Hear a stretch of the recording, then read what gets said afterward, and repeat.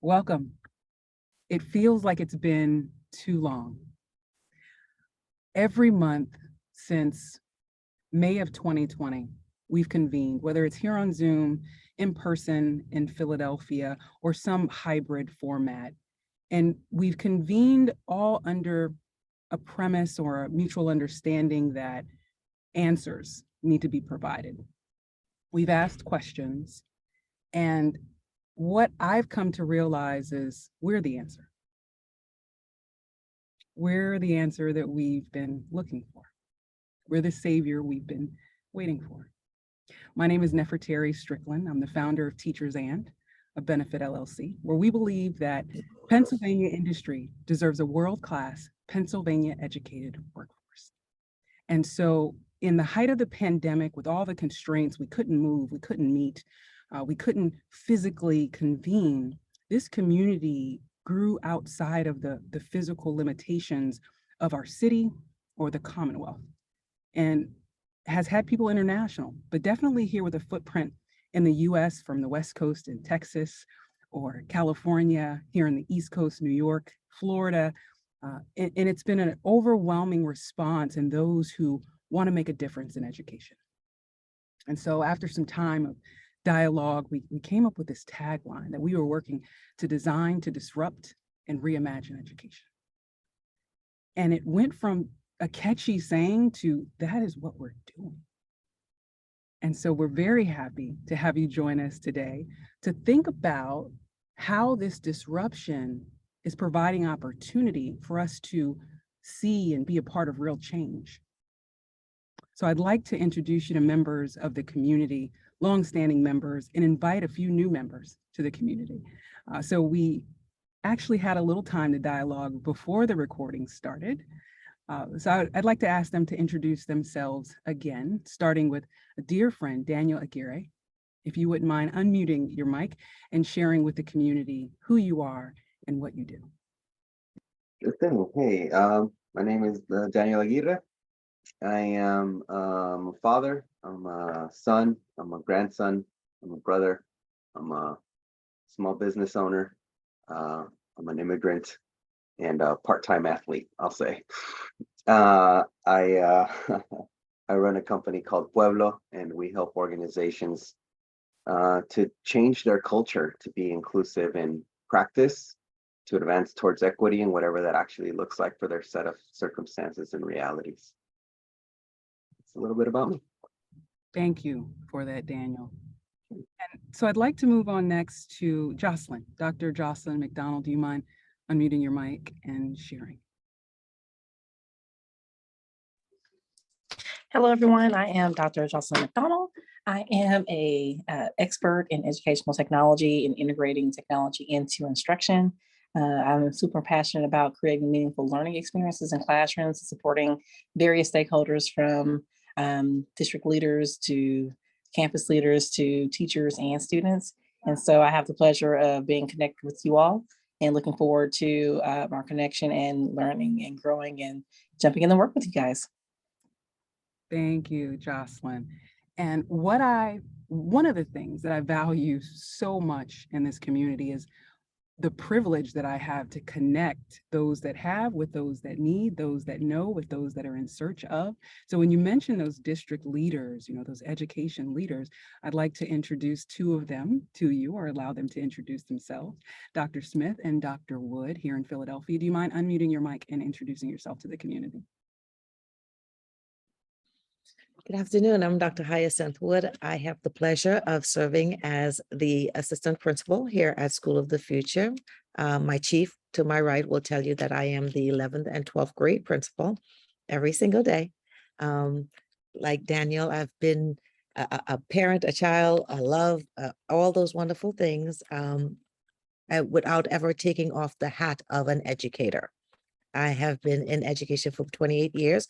I've taught everything from kindergarten all the way to college.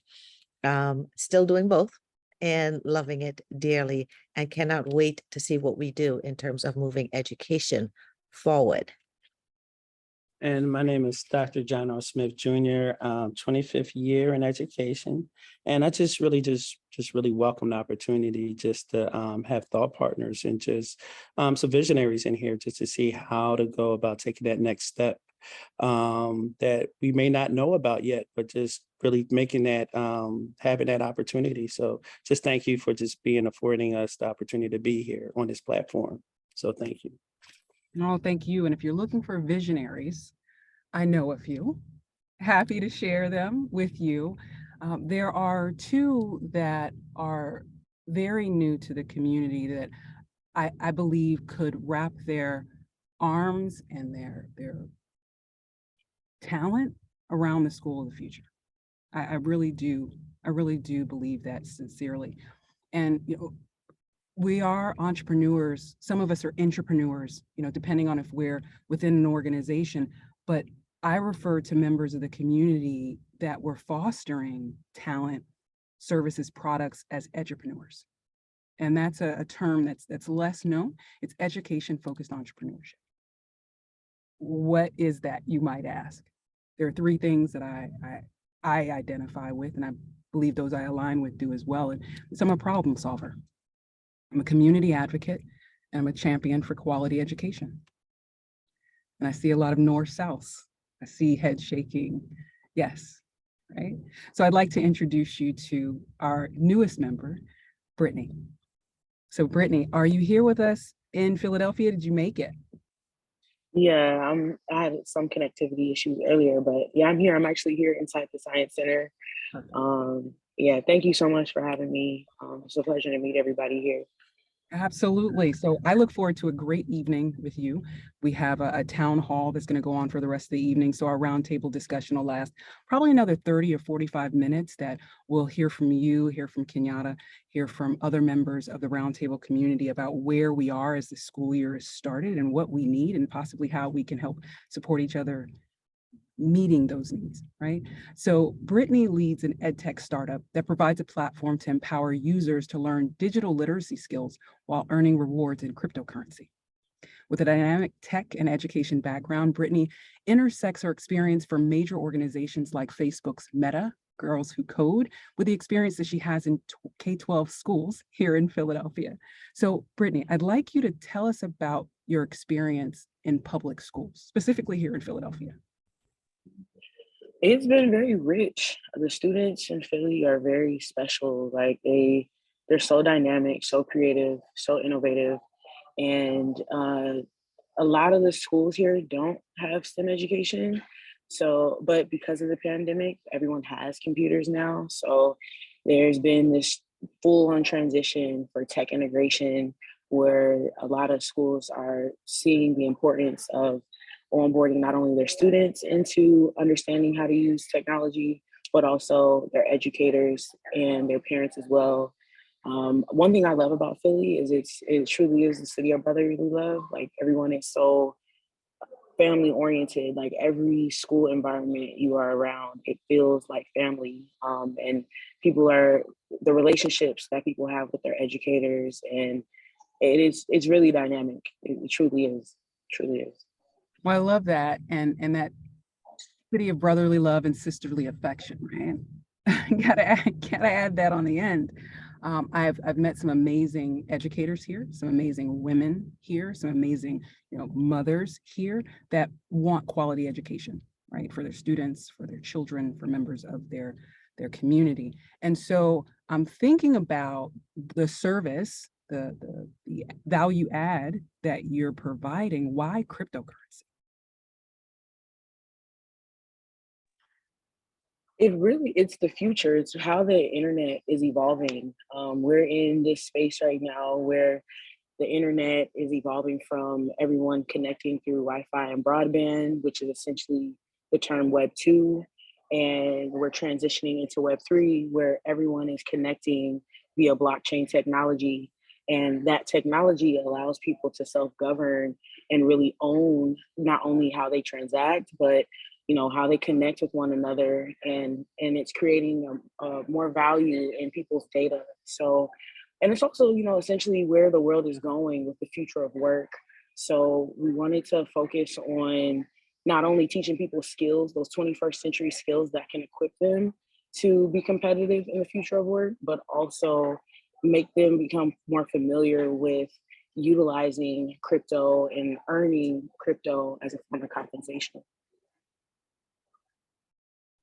I understand. And I'd love to ask Dr. Smith and Dr. Wood, is kind of the immediate reaction a red flag, or is it excitement? What's the immediate reaction? Because I know that there's resistance and there's hesitation and kind of full on adoption of this. So what are your thoughts?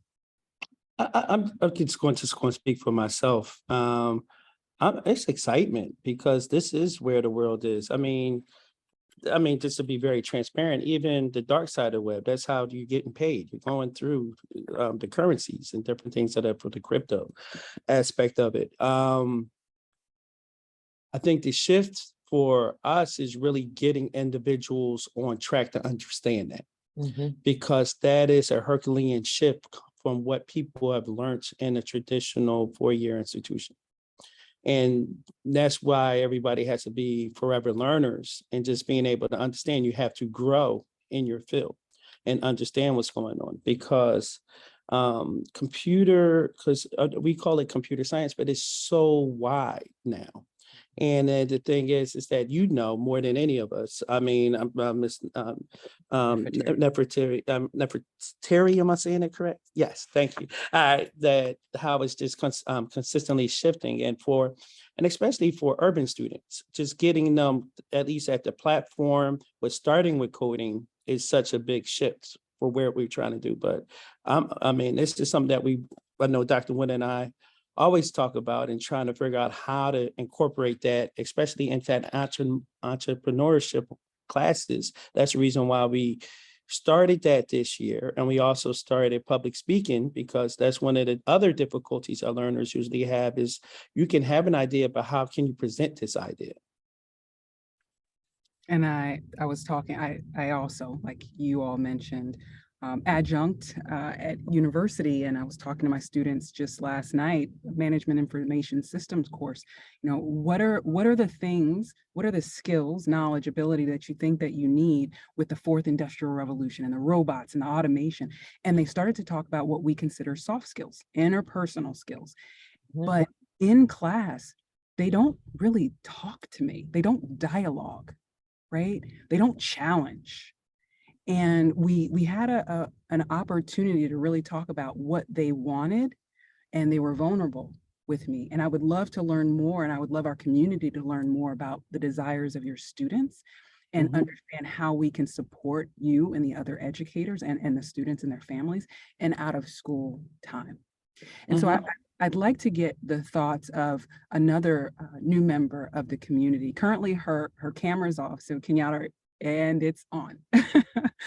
Beautiful, beautiful. So I love to formally introduce people to the community. So Kenyatta Forbes manages Google for Education's global education pilots and go-to-market program to ensure high-quality products, features, and tools for over 160 million users globally.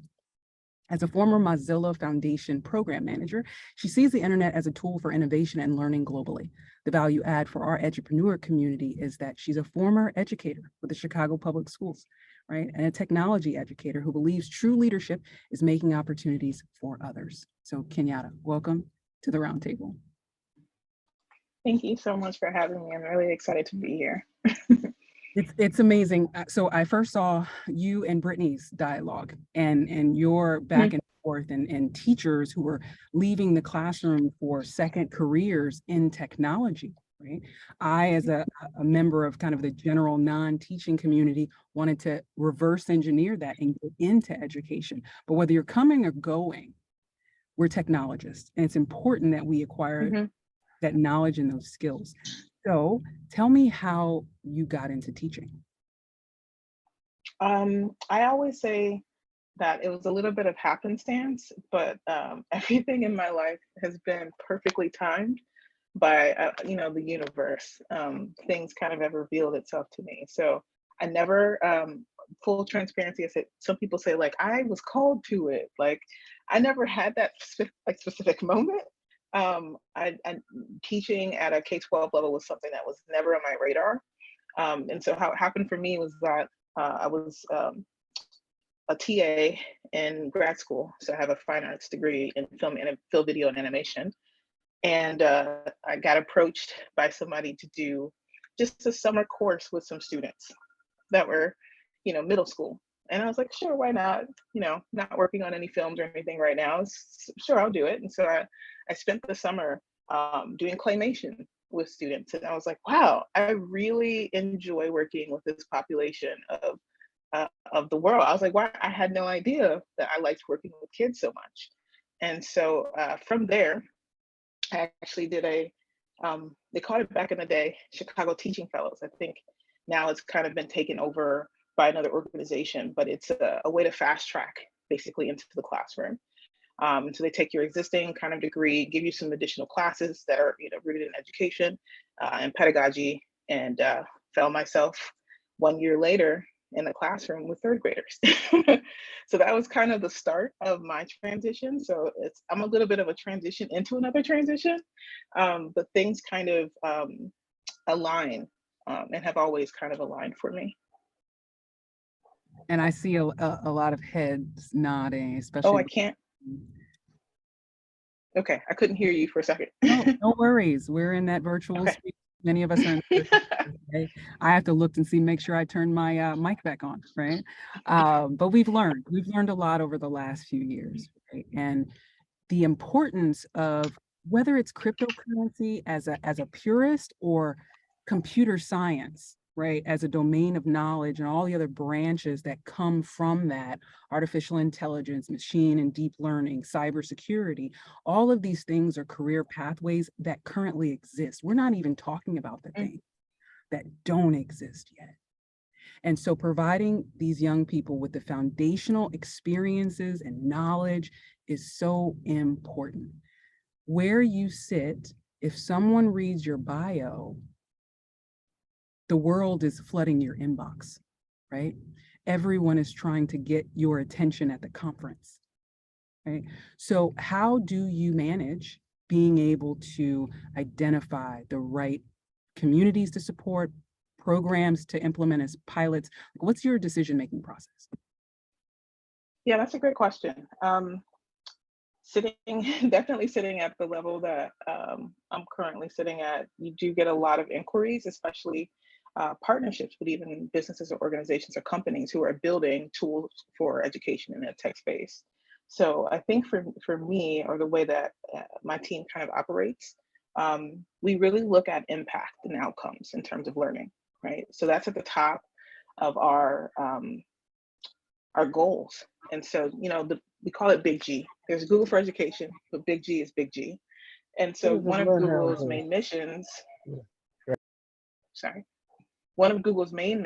is that we always put the user first, right? So that's at the top of the Big G. And then for Google for Education, we're always looking at learning outcomes and impact.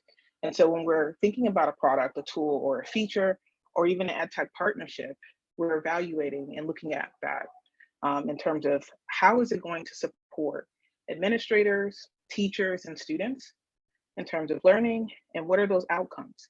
And are those outcomes actually measurable? So that's kind of how we do a prioritization or a hierarchy, and how we, make the decisions on how, when, and where to engage. Thank you, for that insight into your thought process.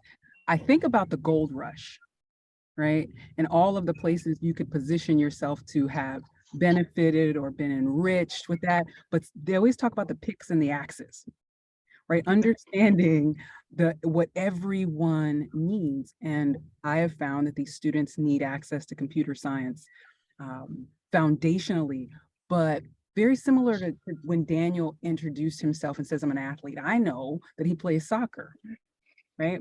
And I know that he's probably put years of practice and development and training because he saw the game in action, right? He felt the rush.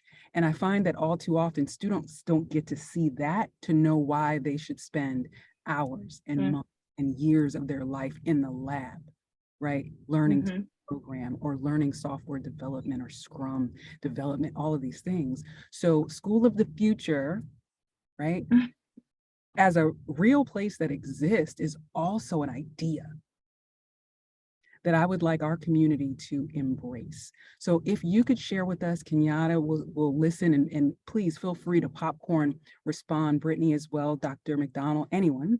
School of the future, what's your vision? Share with us your vision. And of course, like I tell my students, there's no wrong answer. Well, I can talk a little bit about my trajectory in terms of where I am currently with Google. Although I'm transitioning, so I used to using past tense, but I'm rolling off of the team that was responsible for the pilot program in terms of like building those new features, tools, and products, and then testing them with users, and then eventually launching them globally, and embarking into new areas that are really core to what I believe is necessary for the next steps. And that would be going into a role as the program manager of pedagogy and learning impact. Underneath that role, what I'll essentially be doing is really helping teams dive into the why and the how we're building products, and making sure that they're rooted in pedagogy and that we have really, really, really clear outcomes and impact. But more so, that we're also looking at these products, tools, and features with an equitable lens. So that could be access to technology. So I hear that coming up a lot. That could be, regional localization issues, or deficiencies. So really looking broadly about how we're positioning a tool.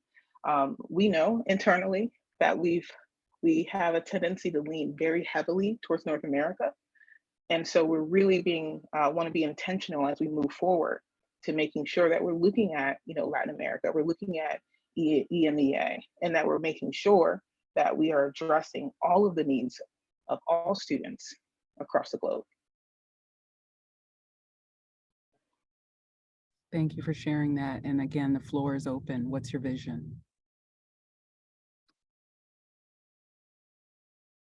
Brittany looks like she wants to. For our vision, for me, is really just having learners be able to compete in a 21st century job force. That's really the vision, because everything is going to change. I just want them to be able to come in and how to navigate this, and not just navigate it, but how to be successful at this.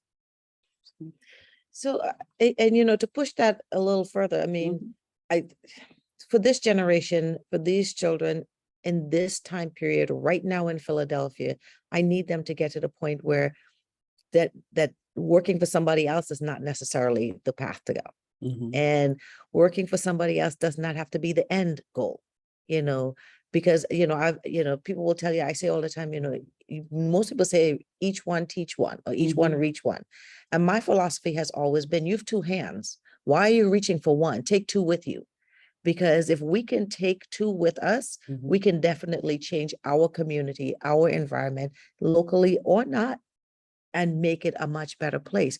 Because the language that our babies need to learn to be able to speak right now, they're not getting. And, as much as we believe that this generation is so technology bound, and they're very technology savvy, we just need to teach them how to speak the language so that they know what they're doing with it and how to actually move it forward. And so all of these pieces coming, back around, makes me think about how education started. And Nefertari, when you were talking about how quiet they were, it reminded me of, how education was originally, right? It was that sage on stage, and that person is talking. And so everybody else is absorbing. It's not that they can't respond, it's that they're processing, and they're processing differently. And what we have to do is find the way to understand the language that they're speaking, because it's no longer about us, it's about them. And it's about us understanding their language so that they can move forward. So a lot of this is awesome. But I think the part that we need to be working on also is the adults. Who's actually in the space trying to teach this language that we don't understand? So how do we get ready for it and get ready for them? Because they're ahead of us. And it's not that they're behind us. We're the ones trying to catch up, not them.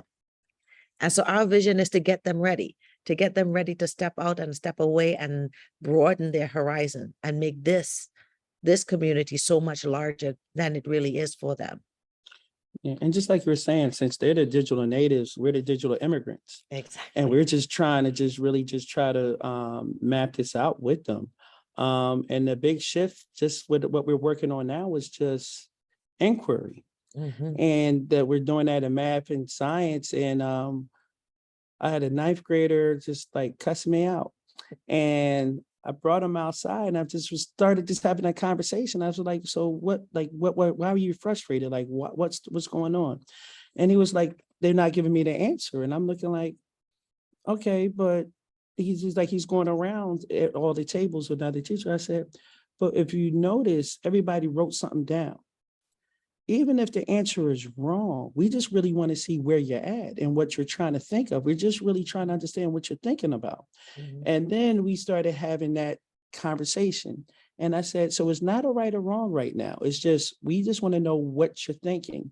And that's the biggest shift for us, is that from answer getting to shifting to why are you doing this? And then the young man was like, I'm sorry, I didn't mean, and I said, I don't take any offense of it. It's called productive struggle. I get it.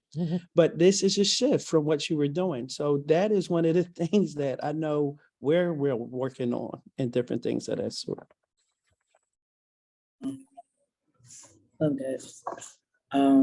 I can add, as far as the school of the future, I really agree with what you guys are saying in terms of 21st century skills, like making sure people understand what to do. And I do heavily agree with what you're saying about kids being assumed to be digitally native, but not really they don't know what they don't know. Like, this is the touchscreen generation, so they're not familiar with the inner workings of technology. They're used to things just working. And that's what kind of also drives me with Learn to Earn, because it incentivizes you to try again. Like, as a STEM teacher, I've worked with a lot of kids who they'll just be like, it doesn't work. It's not working. And I'm like, no, you have to pick it up and try again and make it work, So as far as like, I would say the school of the future, I think more individualized and contextual lessons, so that people understand not only how to do the skill, but when and why they should apply it in a career setting. I was speaking to someone not too long ago, or this week, about like, they were saying like, this generation, I'm a millennial, so a lot of how people talk about Gen Z is how it sounds like how they don't want to talk about millennials, like, oh, they feel entitled and all this. And I'm like, a lot of the roles that the kids, like the skills that the kids have now, a lot of these jobs don't even exist yet, in my opinion. So I think it's just a matter of really, what you just said, like teaching them the language to really understand what they have now and how it can be applied. And I think more learning modules that give them that insight on how to apply those skills that they already have in a career setting, that is going to be very valuable. But coming from like the crypto standpoint, I just really would like to see schools learn more about what they can do with crypto, like tokenomics, being able to create their own custom token and create, a treasury with that token. Like, that can disrupt education big time, because they won't be reliant on having to file grants or having to, get money from the state. They can pretty much leverage how they are, the network they already have between communities and community partners and families, to build value around their own tokens as schools. And I think another thing that would be essential to the future of the schools of the future are data on the chain. I think on the blockchain, a lot of these systems that schools have now, I know it may seem far-fetched because a lot of schools may not effectively manage their data or may not have their data automized, but the more that Web3 technologies become more accessible and help aggregate data better for people, I think the sooner schools should get into it, so that they can just really understand how they can maximize that information, and that can connect directly to how they can leverage tokenomics to have their own, funding pools outside of, the state and government. So thank you for sharing that. Like, I think about a couple of things. One, I teach blockchain technology at a local university, actually St. Joe's University, who is celebrating a birthday today. Hawks will never die, right? But I see a lot of challenge with that adoption, right? And we don't have the time to go through, all of that. I think sandboxes, pilot programs, how can this help us meet some of the objectives or the program requirements that we have in other areas like computer science are all worth ideating and kind of brainstorming and collaborating about. But I absolutely want to make sure that the other members of the community that have joined us and those that are here at Venture Cafe are able to chime into the conversation. So Richard Ashby has joined us. His camera is off, so I'm not sure if he can unmute his mic and introduce himself. And then Nico, before we go to Venture Cafe. So Richard, are you with us? Hi, yes, I'm with you all. Good afternoon, everybody. I have to keep my camera off because I had eye surgery yesterday and I look a little like Frankenstein and the Bride of Frankenstein. So my eyes are really swollen up. Hi, everybody. I'm Richard Ashby Jr. I am the director of the Sharon Hill Public Library in beautiful downtown Sharon Hill, PA, right outside of Philadelphia. I'm the co-founder of Literacy Nation, where our motto is with literacy and justice for all. I'm the co-founder and vice president of the Pennsylvania Black Librarians Fund.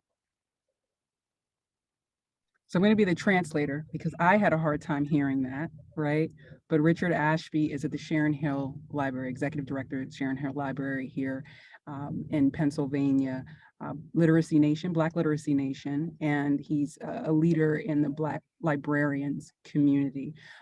Anytime I have a question about books that can be acquired or procured by a library or what an author should do in terms of ensuring a book is ready for the library, this is the man that I text. This is the man that I call because so many people are interested in publishing. So many people are interested in publishing content that they believe isn't available to scholars, to students. So Richard, thanks so much for joining us. Nico, would you introduce yourself, please?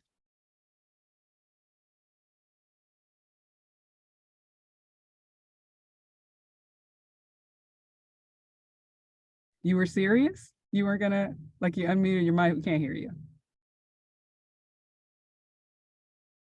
Still can't hear you, Nico.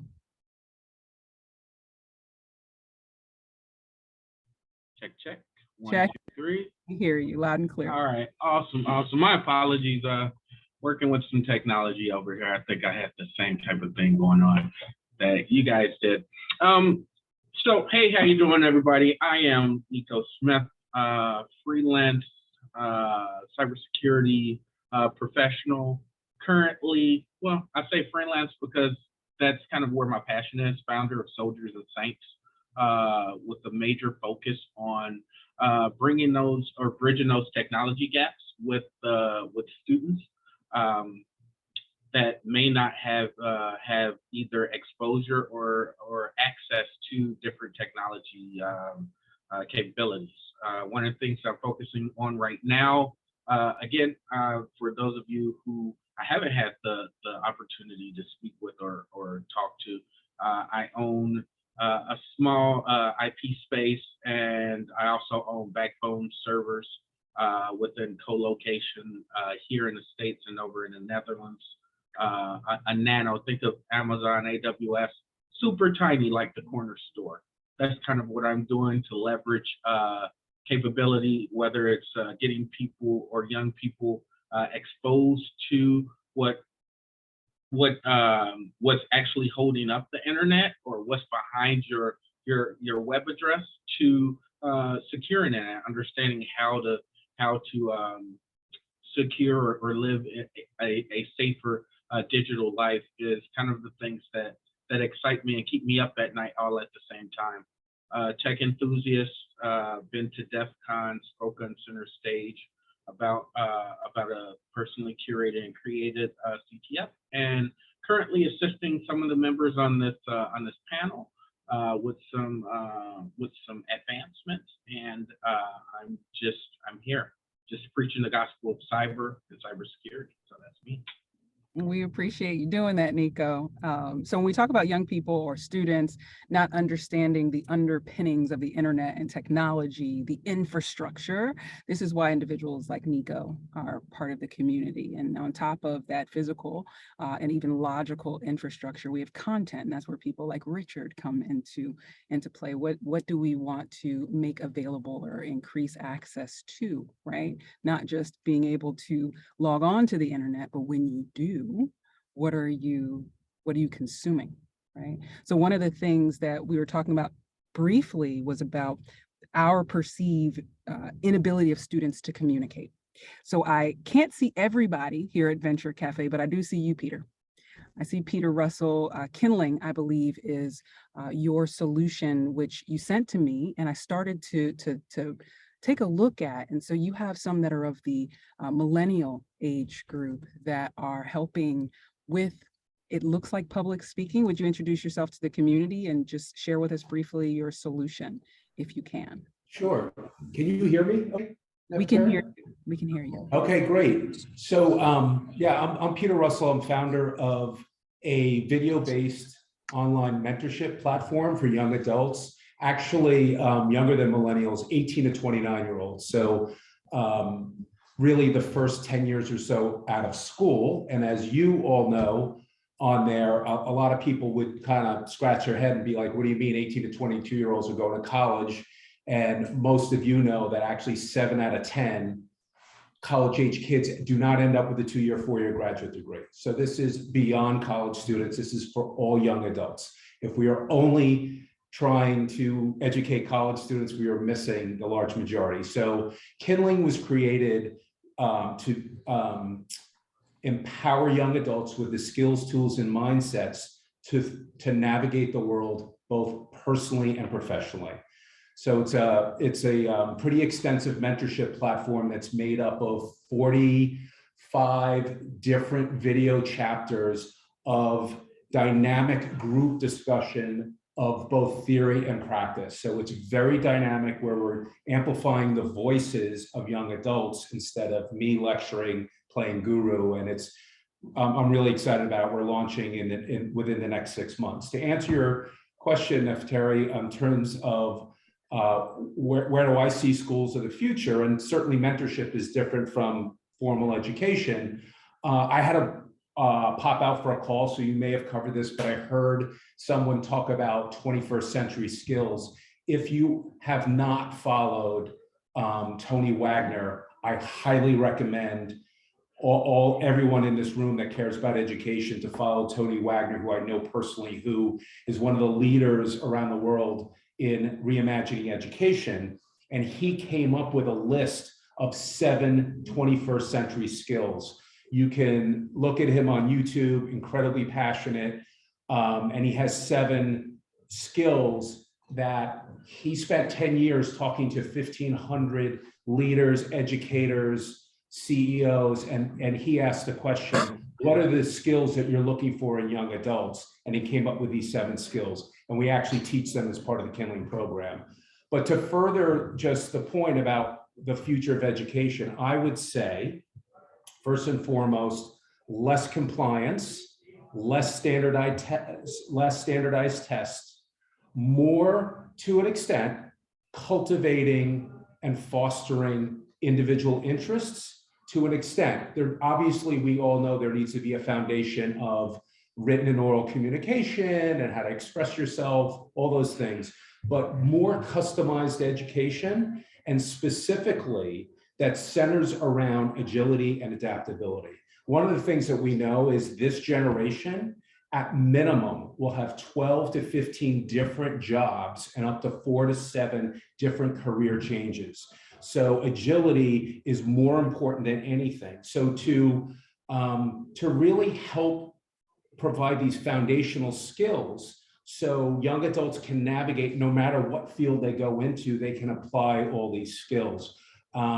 There's a famous quote that you're probably aware of from Charles Darwin that says, it's not the strongest that survives, it's not nor the most intelligent, it's the ones that are most adaptable to change.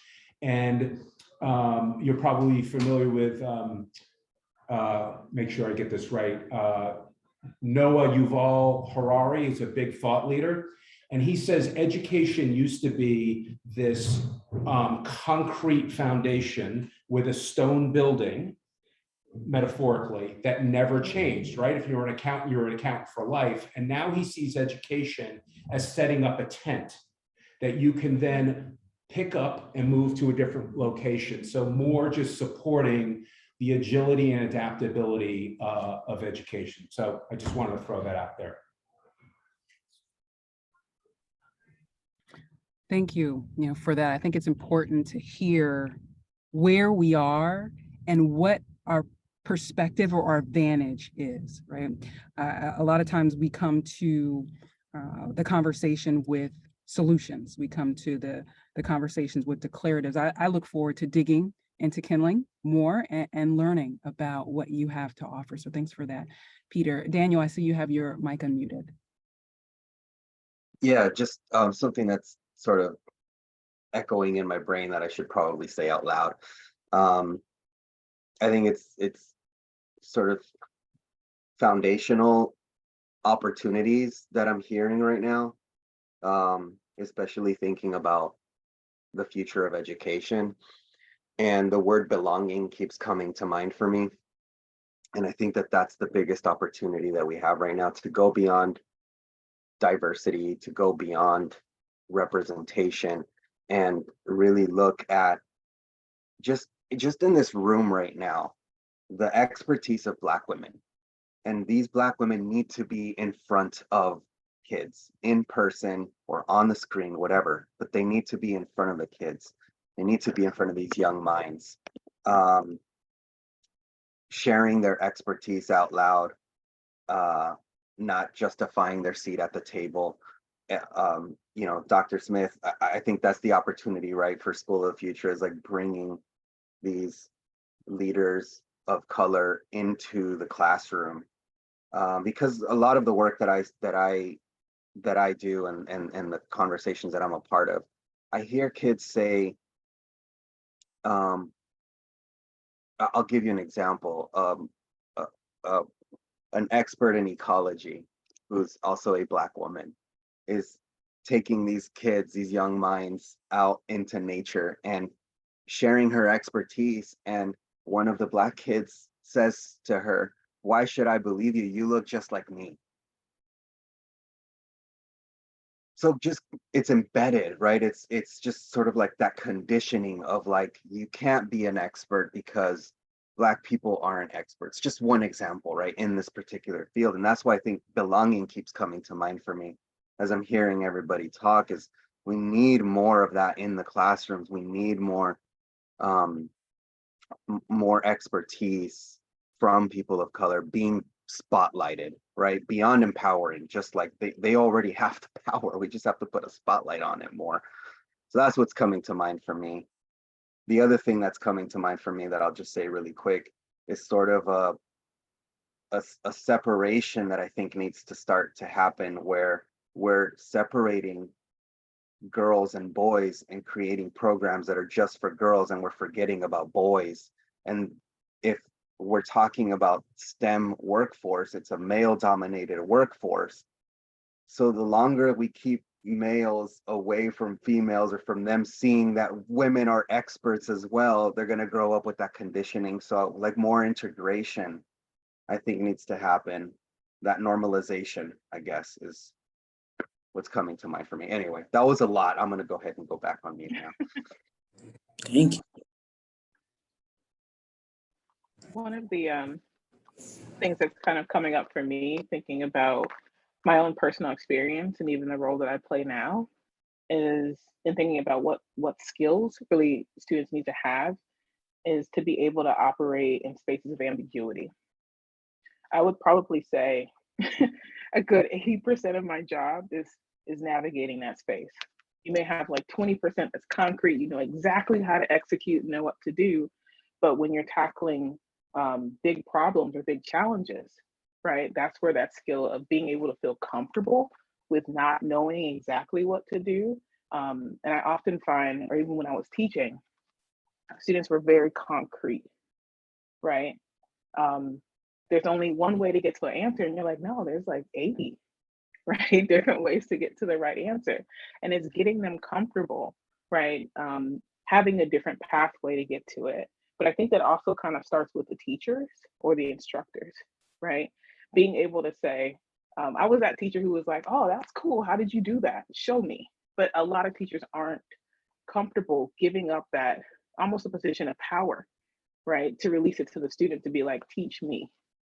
And so I would love to see a bit of that coming through, and figuring out what kind of soft skills, right, we can also be thinking about in terms of 21st century skills that allow for students to be comfortable in ambiguity.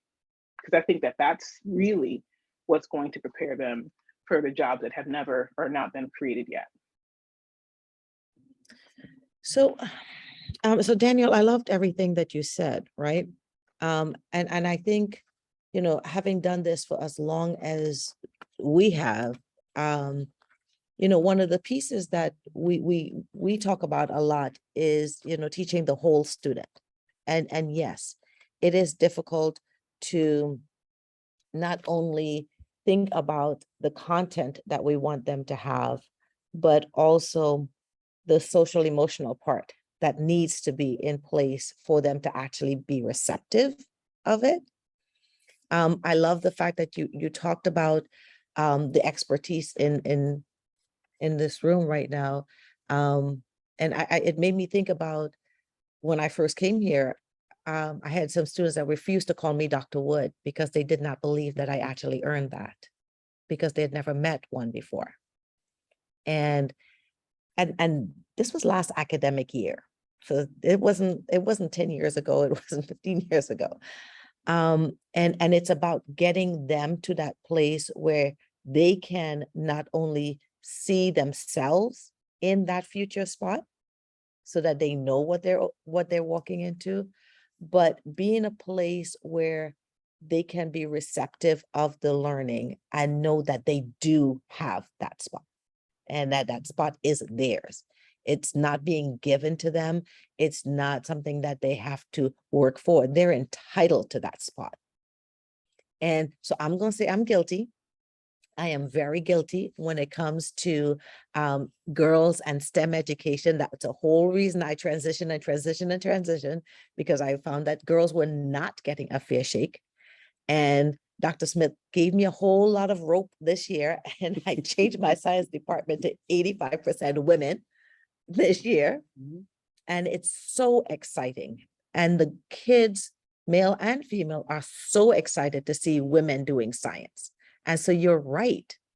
You know, we have to build on that and not forget, because it's easy to forget, that our babies are coming to us with some gaps that we need to close up in order for them to actually be able to get the education that we're trying to give them, right? And not be in the position of, well, you should have known, or you should have been taught, or you should already have. Understand that they're all at different places. So that, and I think Peter said it when he said that we needed to customize that education. We need to give every single one of them, well, in our world, we call it an IEP. They all need an IEP. And that is something that we worked hard on this summer and was able to actually put some of this in place this year. I never tell you, you've been in my building. It is quiet in the hallways because our kids went from 48-minute cycles to now 87-minute cycle classes. And it is quiet in the hallways because they're in classes and they know the demand is there. And we've taught them the language of demanding their education. So, you know, this customized education, we are all ready and on board. We got 700, but we're okay. We're going to work with that customized education. So Peter, we're calling you next. Well, I tell you what, I look forward to seeing the evolution of the School of the Future as a real physical place in West Philly, as well as an ideal within our community that we can create, we can iterate, we can pilot, we can try, we can fail, learn from that, right? And come back better to try again. What I would love to do, of course, always thanking everyone that comes. Kenyatta, thank you, Brittany, for kind of standing under the light today. But Jalal Hayes, Dr. Hayes has joined us. His camera is off, but before we close, I would love to ensure that you all meet Dr. Hayes. Do you mind unmuting your mic? And this is the person, are you driving? Oh, wow. So if you hear about somebody that gets their PhD at 20, fill in the blank, and you're like, how did they do that? This is the subject matter expert that I will call or text or shoot a quick email to. So Dr. Hayes, do you mind introducing yourself to the community before we close out? You're on mute, but it's okay. Can you hear me now? Hey, loud and clear. Awesome. My bad. I'm driving. I just got done teaching some Stellar Scholars, but hello everyone. My name is Dr. Jalal Hayes. I'm a chemist by training.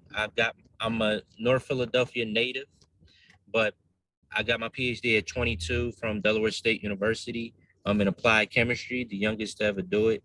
But I'm 29 now, so for the past 7 years, I've been in STEM education, and I'm just helping out in terms of just the development of what STEM education looks like, not just in the 21st century, but as we probably seeing the emerging education that's probably going to be for the further mid to late 21st century and beyond.